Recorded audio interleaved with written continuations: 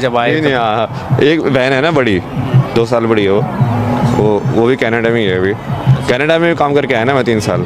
अच्छा, तो मैं पश्चिमी वही है ना, मैंने देख लिया ना, जिस चीज़ के लोग भागते हैं कि हम बाहर जाएंगे पश्चिमी सभ्यता में ऐसे जिएंगे, मैंने जी के देख लिया। मैं कहा कुछ नहीं है इसमें सब ऊपर गया है नौटंकी। आप अकेले भाई थे घर में? हाँ वो तो जाहिर सी बात है, आप कह रहे हैं कि घर वालों ने फोर्स किया, तब जब अकेला होता है उनका एक जब मैं बेटा। उनको बोल रहा हूँ कि भाई मुझे बाबा नहीं बनना, मुझे समझना है ये चीज़, मैं ऑलरेडी जान चुका हूँ, भगवान को तो मैं ऑलरेडी देख चुका हूँ।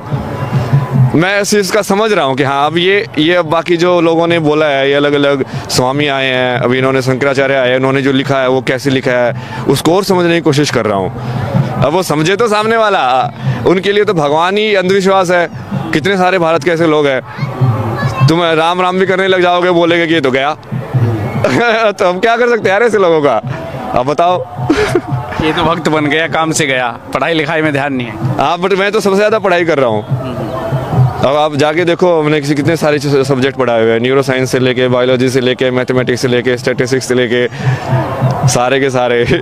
अब एक विचारधारा गांव में या हमने भारत में कहीं और हरियाणा स्पेशली और पश्चिम उत्तर प्रदेश में गए कि ज़्यादा पढ़ लिख के ही दिमाग डिग गया इसका, तो ये ऐसे भी बोलते होंगे, हरियाणा में बोल देते हैं जैसे।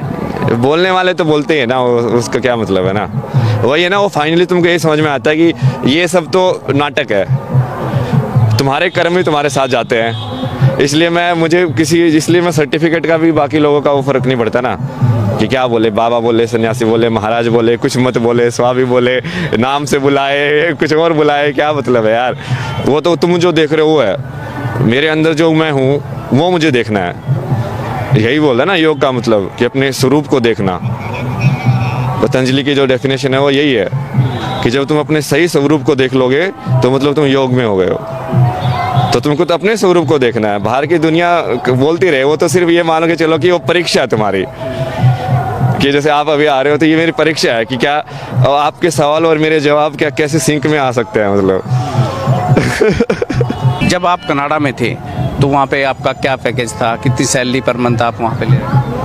हाँ वो बेसिकली वो भारत में ज़्यादा लगता है ना, वो भारत के हिसाब से जानना चाह रहा हूँ क्योंकि भारत के लोग जानेंगे, भारत के हिसाब से। तो ये मानो कि 3 लाख के महीने के ऐसे सैलरी टाइप, पर वो वहाँ पे खर्चा भी वैसे ही होता है ना, मतलब 3 लाख की बात करें तो तुम्हारे 2.5-2 लाख तो उससे ही खर्च हो जाएगा।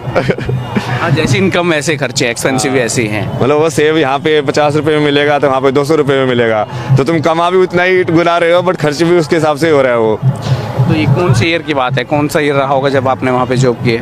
मैंने 2019 में गया था, फिर बीच में समझ में आया, जैसे ज्ञान प्राप्त हुआ तो भारत आया, उस समय कोविड चल रहा था।